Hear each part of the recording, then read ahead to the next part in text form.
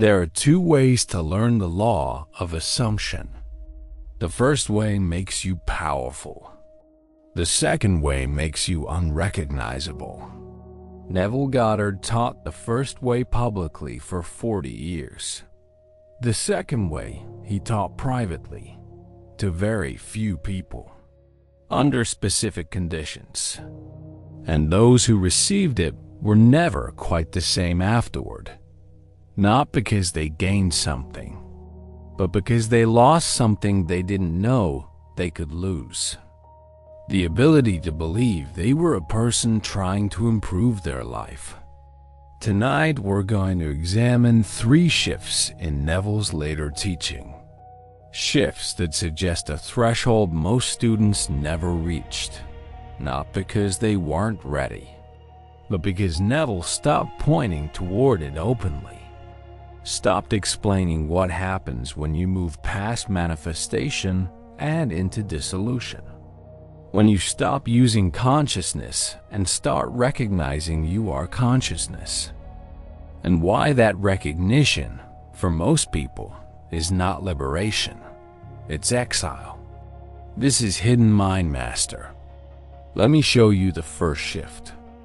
In Neville's early work, his language is mechanical, instructional. He says, assume the feeling of the wish fulfilled. Persist in that assumption. The outer world will conform. This is the public teaching. And it works. Thousands of people have used it. Reshaped their circumstances. Manifested outcomes. Changed their lives. But sometime in the mid-1960s, the language changes. He stops talking about what you should do and starts talking about what you are. In a 1970 lecture, he says something that most students wrote down but didn't understand. He says, you are not creating anything. You are selecting. Selecting which version of yourself to experience. The versions already exist. You are simply choosing which frequency to tune into, like a radio. The broadcasts are already happening. You just decide which one to make vivid. Most people heard this as a metaphor for manifestation, a poetic way of saying imagination creates reality. But it's not a metaphor. It's an ontological statement. Neville is saying, you don't create outcomes. You select timelines. And selection is not the same as creation. Creation implies you're bringing something into existence that wasn't there before. Selection implies everything already exists, and you're just choosing what to observe. This distinction's small, but it changes everything. Because if you're creating, you're powerful. You're a God bringing forth the new. But if you're selecting, you're not creating anything. You're just changing channels. And the moment you see this clearly, manifestation loses its appeal. Because you realize, I'm not achieving anything. I'm just shifting attention. And shifting attention doesn't feel like accomplishment. It feels arbitrary. And arbitrary outcomes can't carry meaning. This is the first shift. From creation to selection. From power to recognition. And most people never make it. Because making it requires you to let go of the idea that you're achieving something. And most people need to believe they're achieving something. It's how they find meaning, how they measure progress, how they define themselves. The second shift is deeper. It's the shift from using assumption to dissolving identity. In the public teaching, assumption is a tool. You assume you have what you want. You persist. Reality reorganizes. But in the private teaching, according to accounts from students who studied closely with Neville in his later years, assumption becomes something else. It becomes a method of dismantling who you think you are. Here's how it works. When you assume an identity, you're not just imagining a better version of yourself. You're temporarily becoming a different person. And if you hold that assumption long enough, consistently enough, the person you were dissolves. Not metaphorically, experientially. You stop identifying with your history, your name, your story, your beliefs about who you are, because you've proven to yourself that identity is not fixed. It's chosen. And if it's chosen, then it's not you. It's just a costume, a role, a temporary configuration of consciousness.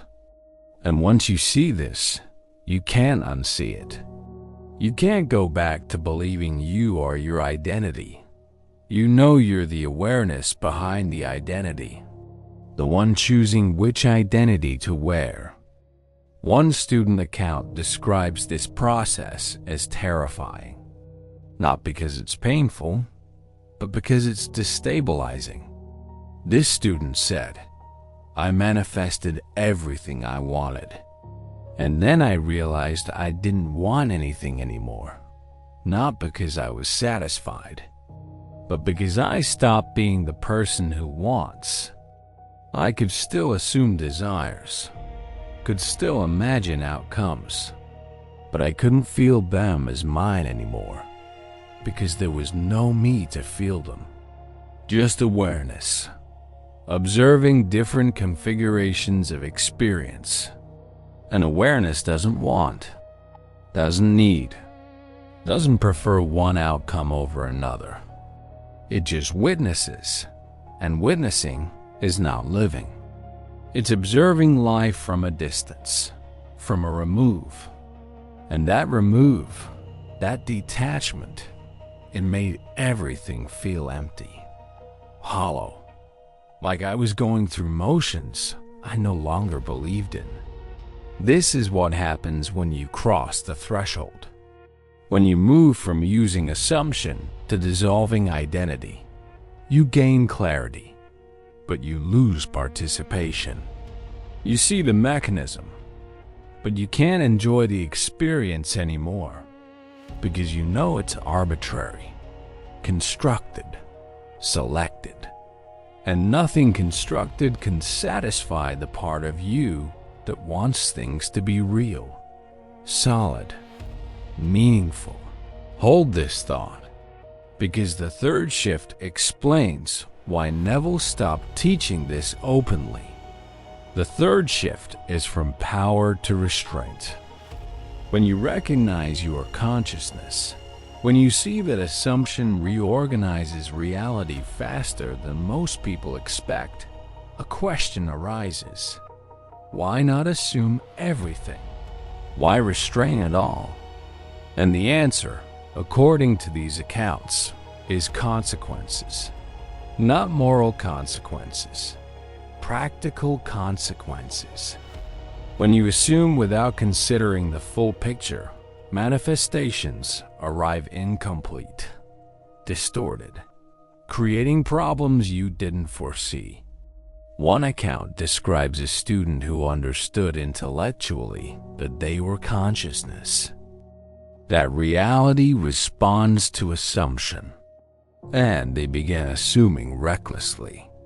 Wealth without considering how it would arrive, relationships without considering compatibility, outcomes without considering cost, and things manifested, but not cleanly. The wealth came through the suffering of others. The relationships formed but were toxic. The outcomes materialized but created chaos. And this student spent years trying to undo what they had assumed into being, trying to release the constructs, trying to dissolve the manifestations. But some things, once assumed, persist. They ripple outward. They continue, and you can't take them back. This is why the advanced teaching, if it existed as a formal protocol, required discipline, not as a moral imperative, but as psychological necessity. Because when you know you're creating your experience, when you see that reality is responsive to assumption, you must be careful what you assume, must consider implications, must develop restraint, because assumption without restraint is chaos. And chaos, when you're responsible for it, is unbearable. The protocol, according to these fragmentary accounts, had 3 requirements. First, restraint and assumption. Assume carefully, deliberately, with full awareness of consequences. Second, humility. Not self-deprecation, but recognition of responsibility.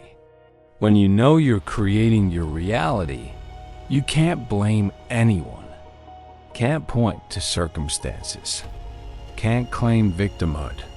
You are the author. And if you don't like the story, you have to own that you wrote it. And this ownership strips away pride, strips away ego, strips away the need to be right, because there's no one to be right against. Third, silence. Don't speak about it. Don't explain it. Don't try to convince others. Live it quietly. Embody it privately. Because speaking dilutes, turns inner knowing into outer performance. And performance destroys authenticity. Now here's what I need to clarify. This is a documentary-style reconstruction based on patterns in Neville's later lectures, accounts from students who studied with him privately, and the psychological logic of why certain insights can't be mass-distributed without harm. We're not claiming verified archives or secret documents. We're examining what seems to have been operating beneath the surface of Neville's public teaching. A depth he pointed toward but didn't explain. A threshold he crossed but didn't push his students to cross. And whether this was called a sealed protocol or simply lived without naming it, the pattern is clear. There was a teaching within the teaching.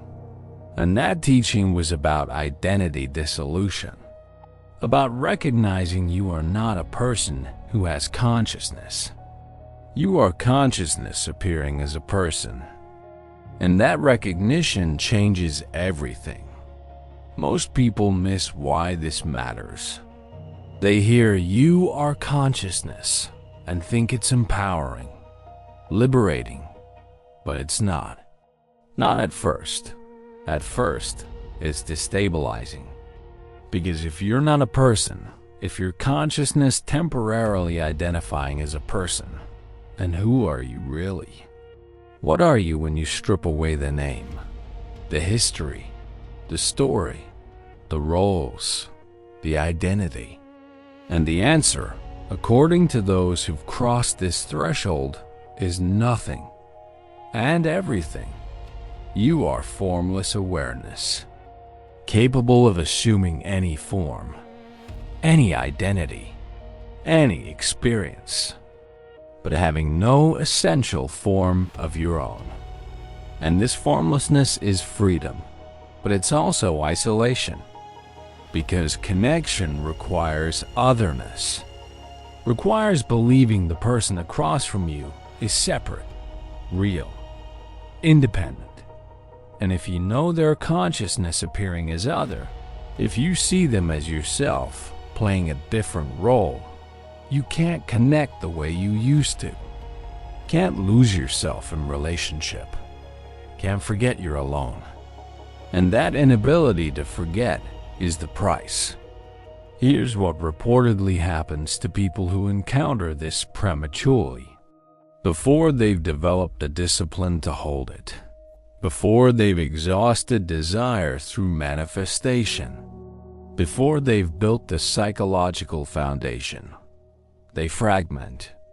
One account describes someone who, after being told they are God, began experiencing severe dissociation, could not distinguish imagination from reality, could not tell if they were creating events or observing events, could not function in daily life. This is not psychosis.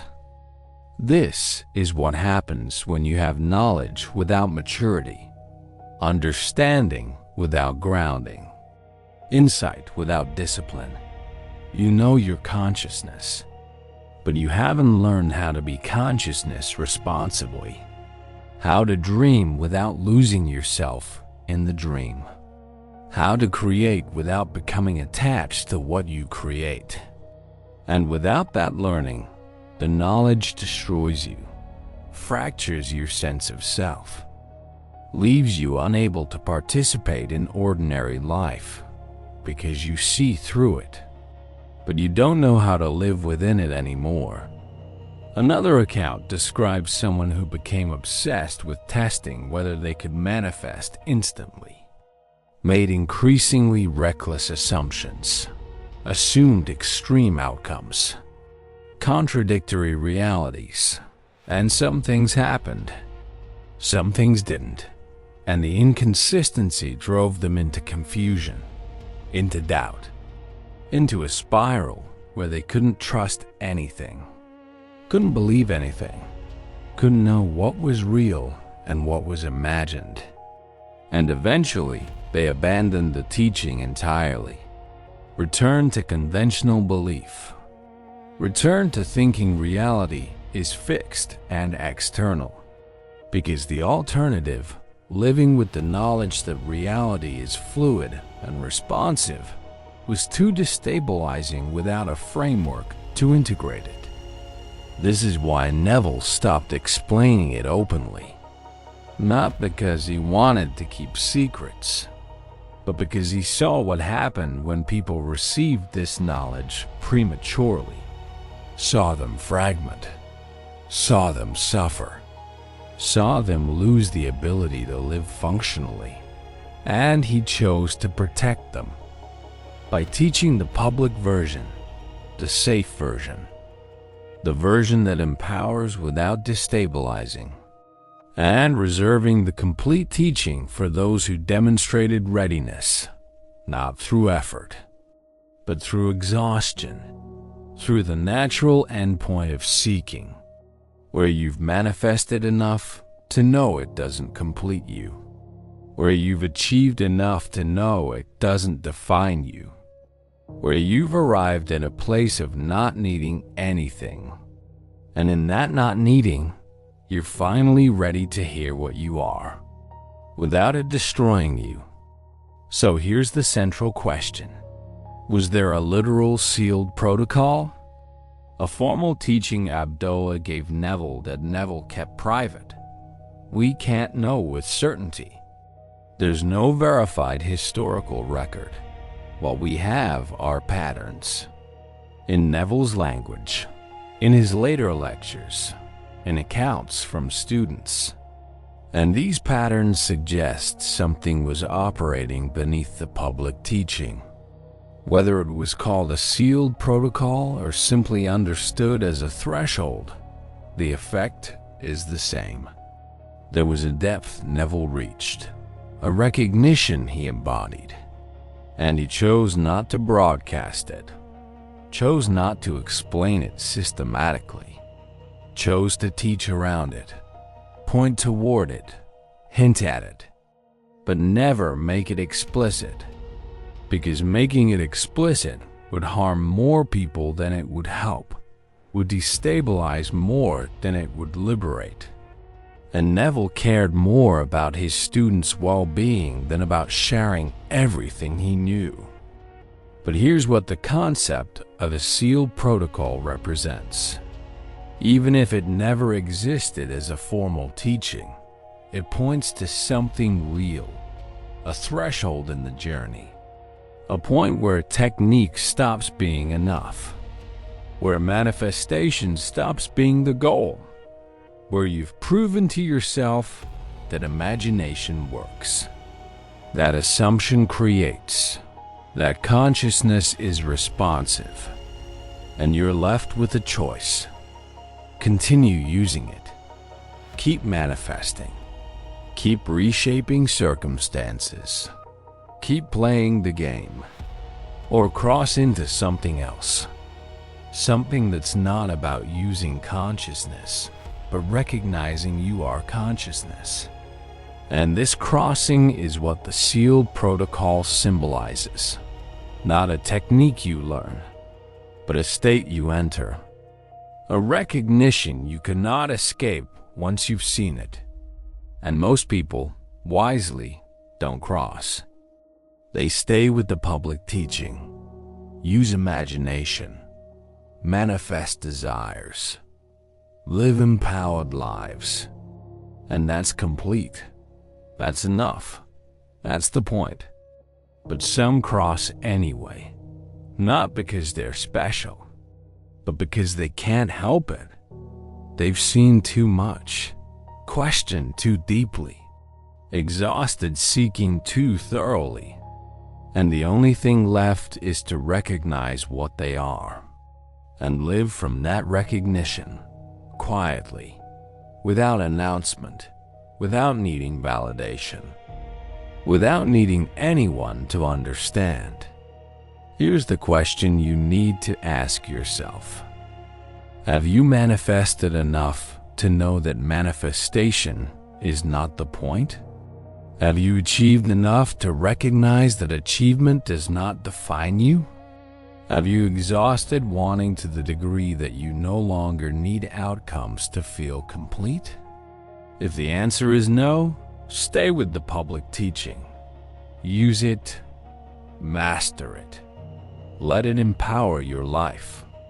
But if the answer is yes, if you've walked far enough to know that getting things doesn't fulfill the part of you that seeks, then you're at the threshold.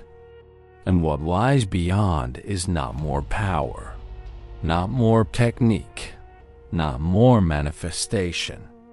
What lies beyond is dissolution, the dissolution of the false self. The recognition that you are not who you think you are, that you are consciousness temporarily identifying as a person, and that identification can be released. But releasing it has a cost. You will see clearly, but you will feel distant. You will understand deeply, but you will struggle to participate. You will know what you are, but you will lose the innocence that made life feel meaningful. And you must decide if that trade is worth making. Because once made, it cannot be unmade. Once you see you are consciousness, you cannot go back to believing you are just a person. You can only learn to live as consciousness within the appearance of personhood. And that learning takes discipline most people never develop. Restraint most people never cultivate. Silence most people never maintain. This is what Neville protected by not teaching openly. Not the knowledge itself, but people's ability to live without the knowledge.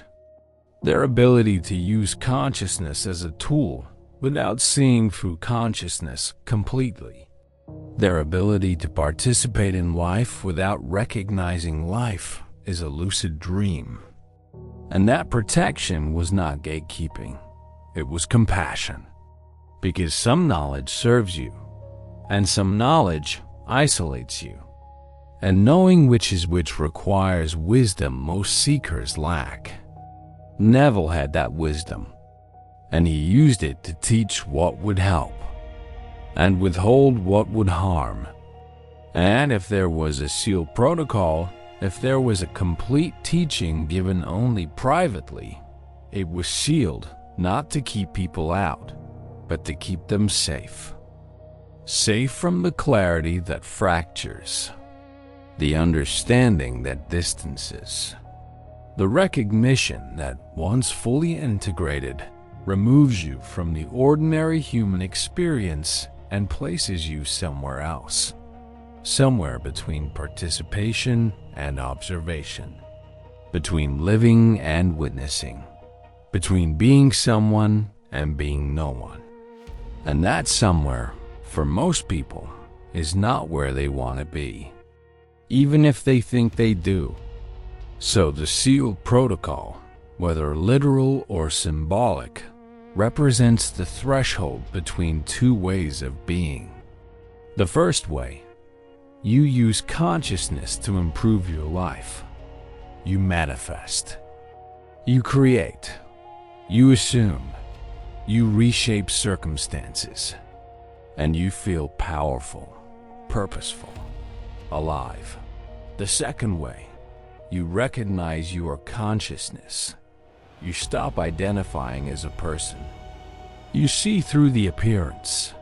You dissolve the false self, and you gain clarity. But you lose the ability to believe the dream is real. And without that belief, the dream loses meaning.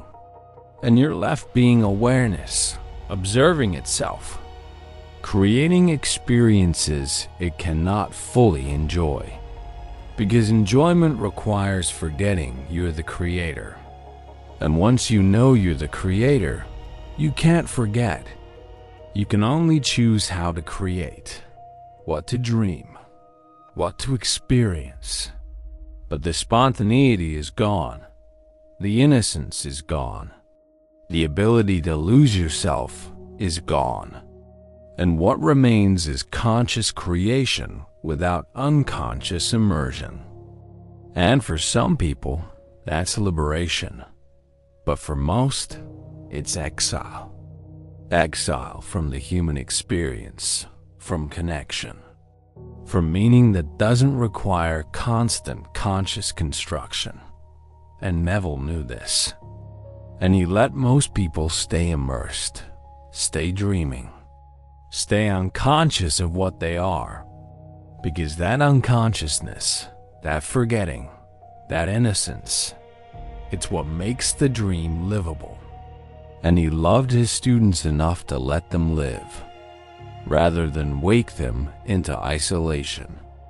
Have you reached the point where you can no longer pretend you don't know what you are?